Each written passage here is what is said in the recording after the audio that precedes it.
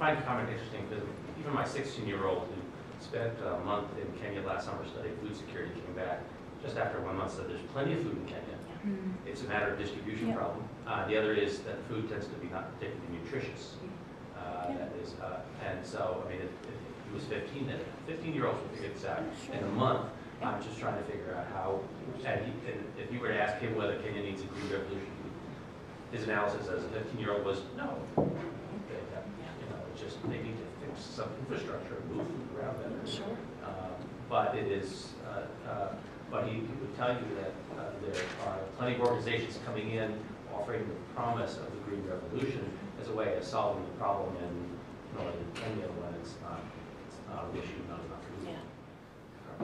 Well, in terms of your question, I would probably speak again to the push and pull of immigration, and it's frequently the case in U.S. domestic politics when we talk about immigration, we talk about it only domestically, and we frequently don't discuss, at least in mainstream media, that U.S. foreign policy frequently drives as a push factor as opposed to the pull factor, which is economic opportunities.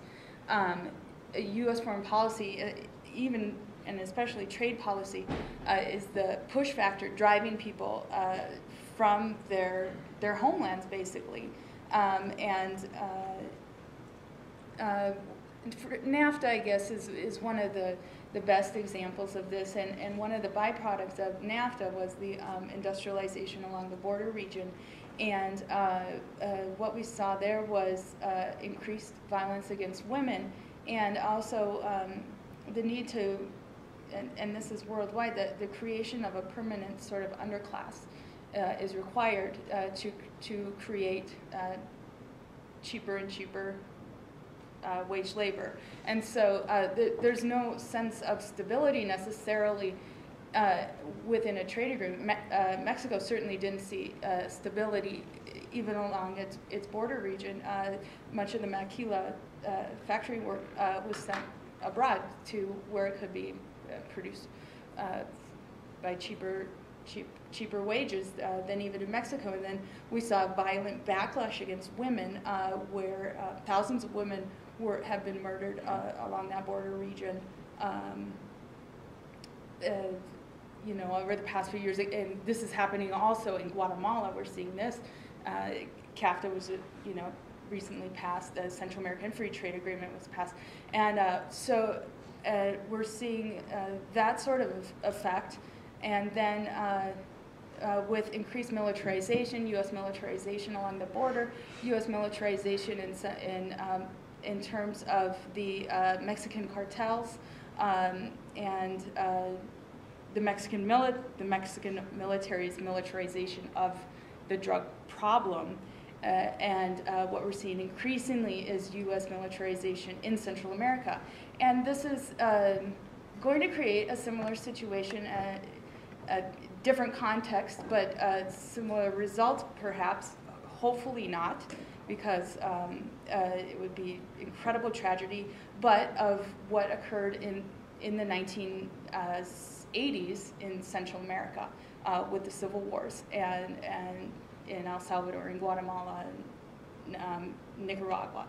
And again, those are push factors that propel people from their homeland, and they are then put into trafficking. And so in order to escape, they become refugees or economic exiles. And so addressing the cause and effect of U.S. foreign policy, I think, it isn't paid that much attention to, but has a great effect throughout the region because of the close ties and now these very close economic ties to the U.S. It's Gabriela. So I have a question, I think, predominantly for Dr. Borrego-Bush and Ms. Martinez about the Colombian FTA. The United States and Colombia have been talking about it for years, and it seemed like the U.S. was the one dragging its feet and not Colombia, who seemed to ratify it fairly quickly. What was Colombia's impetus for, appearing much more excited about than the United States? Obviously, on both sides of this agreement, there are going to be beneficiaries. just they won't be small farmers necessarily. For example, you mentioned it had been negotiated for a long, I think since 2006, Colombia has been on board with it. Colombia, one of the interesting things about this agreement, and again where it's going to be problematic is Colombia, the agricultural program, the agriculture ministry set up this program to assist small farmers, or to assist farmers with the transition, because they knew, once Colombia opened to free trade with the United States, the competition, being able to be competitive would be akin to survival. And so they opened up this $1 million program. But Colombia is also a highly corrupt country, which isn't, out of the ordinary for the region. But the reality is that when programs such as this are implemented, that it's a skewed system where large landowners benefited. There was a tale of a wealthy beauty queen who benefited as well, and also even 2 drug lords benefited from this government program to help small farmers transition to the global economy. And so you have major corruption, and Colombia has a very close relationship with the United States in the region. It's neighbor to Venezuela, which has Hugo Chavez, has a difficult relationship, to put it lightly, with the United States. Colombia is seen as a sort of a balancer in the region. They have, since President Bill Clinton cooperated on Plan Colombia, which brings millions of dollars to the Colombian military annually, and arguably this helps fuel the conflict. So both the U.S. and Colombia have an advantage of basically increasing ties economically. From what I understand, that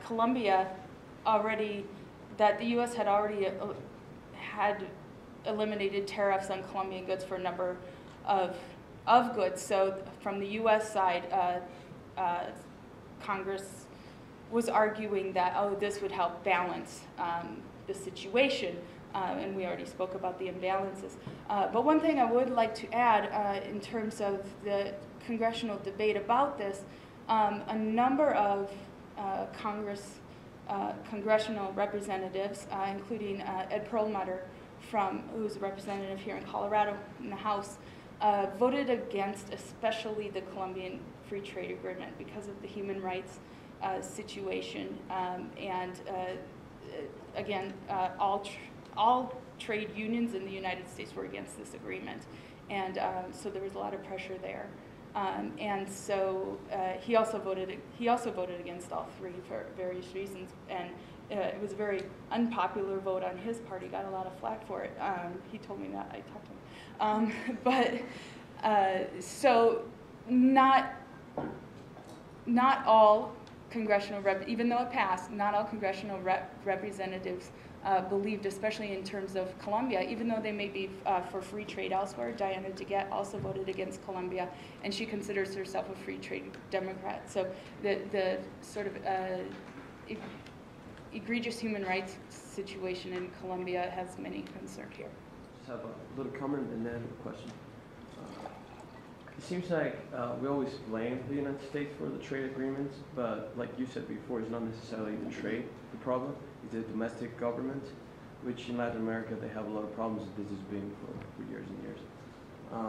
So it's kind of time of the government to take responsibility for their own actions, because you put in a set of rules, and I'm taking Michael Porter's competitive strategy model, competitive advantage model. You're given a set of rules that is given you by the big boys. Now you have tools in your box that you can put protectionism in certain areas, you get developed more in other areas, and then you can compete. But it forces you to work. And sometimes governments in Latin America, people in Latin America don't like to work hard.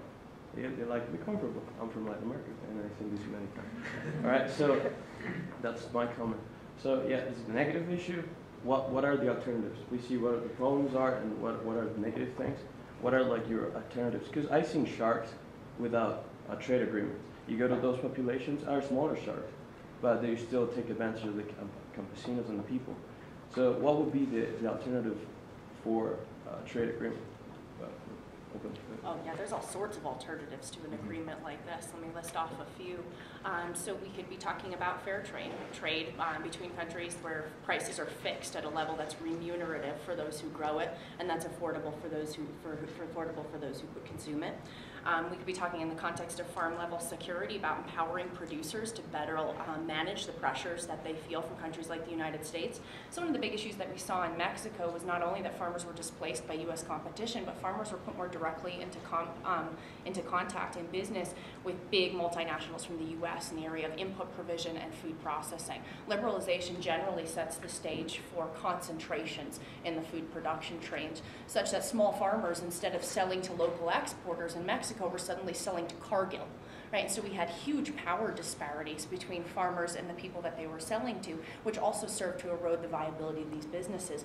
So I think that producer organization and empowerment through local organization might be another route as well. My work is done a lot in coffee. I mean, there's all sorts of interesting arrangements in the context of intellectual property that can give farmers a better bang for their buck in terms of selling on global markets. In the context of consumer food security, there's all sorts of ways to be going about this, right? It's not necessarily the case that opening up to the global market is the only way to get your people fed. Right? There are all sorts of interesting and innovative food security programs that have been employed in countries around the world. India's comes to mind. While it might be wildly inefficient, right? People eat thanks to the public food distribution system in India, where government buys high and sells low, along the lines that Panama has. I mean, so in answer, I mean, there's a lot of folks out there that say, you know, free trade isn't a great idea, but it's better than everything else out there. And I personally don't agree with that at all. I think there are all sorts of interesting ways of structuring the global food system such that everybody can eat, right, and everybody can sell at a fair price, ranging from intellectual property to deglobalization and localization strategies. That's one I haven't talked about. Walden Bello talks extensively about generating communities based on the idea of food sovereignty, that food is a basic human right, and that food is a security issue above all else, and that there is a real human rights as well as national interest in ensuring that a certain proportion of food is grown at home. I mean, so there you could think of all sorts of provisions. I mean, I think the world is our oyster in terms of innovative ways of dealing with food insecurity on the global level. So I'd have to say there's lots and lots of alternatives, and I think the issue is more political will. And also, in response to your comment, I think it's important to note that in the run-up to these free trade agreements, a lot of the debate in the United States was about making sure we didn't lose our market share to Canada and to Mexico, who had concluded already free trade agreements with Panama and Colombia. So there was a lot of concern that if we didn't catch up to these other developed countries who had also concluded agreements with Panama, that we were going to start losing our market share to Canadian producers and to Mexican producers. So I don't know if we're dealing with a benevolent hegemon, as you kind of are trying to suggest maybe a little bit. I don't want to put words into your mouth, but just a few thoughts. We have time for one more. Nowhere in your list of solutions is there attacking our domestic subsidies. Is that because of the complete infeasibility of our? No, let's add that to the list. Absolutely. I mean, it was not a representative or an exhaustive list. All I want to say is there's all sorts of worlds of food and farming and agriculture that are possible aside from what we see out there right now. Well, thank you very much to our three speakers, and thank you all for coming today.